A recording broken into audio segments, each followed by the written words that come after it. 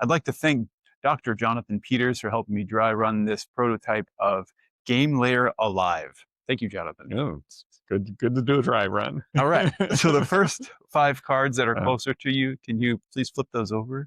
Each one of them? Yeah. And then looking at those archetypes, which one do you think speaks most to your personality? Boy. Which one do you Not identify that with? one. Some of that. Creative. No heart. As much as I'd like to be creative, I'm probably more science and logic. Okay. Yeah. So you're going to science and logic. Fantastic. So that's your archetype. And then there's 3 cards here. If you could turn those over and then pick which topic you'd like to discuss today. Oh boy. Future of games, building and design. Not ethics. Not ethics. Okay. We could talk future. Future. I like that. Okay. So under science, we have science and logic. We are looking at the interview cheat sheet under implementation and the future. So I have 3 questions here. You can either discuss any of those that you want to talk about, anything that pops up. And I'd like you to think about free association. But you don't have to answer the question. If it makes you think of something, you can just start talking about anything related to that. Thinking about barriers that, when we think of science and logic and the future of games, it will be about the barriers that we have. So not just the owning the tech, the expense, but then who has it, who has access to it. Okay. I'm thinking, say, with XR and stuff. So yeah, sure, we keep talking about it's easier, accessible, you can have your phone, blah, blah, blah. Well, not everybody has a phone. Not everybody has the latest phone. And so that's where I think we'll see some barriers in games.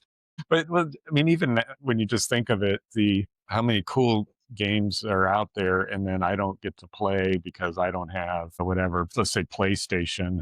Sure. Then that's a whole experience that I don't get. And sure. So who knows now with EA getting purchased, there goes Fortnite. Yeah. So, or potentially. So what's a risk that designers should watch out for if you're thinking about that? The new advent of that XR, AI and stuff. It will be that assumption that designers say, well, everybody knows, everybody's experienced. And then even, I mean, just thinking of just for how easy controllers are for a lot of people, but if you haven't, then this is weird. Yeah. And where do I shoot? Where do I do? And so on. And so that learning curve, meanwhile, if you've been playing since you were a kid on controllers, then that's all new and different. It's probably the same thing with phones. Imagined, I mean, we're used to swiping, and then what if all you've ever had was a flip phone? I love that. And so thinking about that ramp way, or that need to get people, I guess, accustomed or naturalized to the controls, what's one ritual that a team of designers could put into practice to make sure that they're implementing or building that into their process? Where they're you hate to be, say, bringing an 80-year-old and play, but maybe we have to. Yeah. Will you please come be our idiot, the village idiot?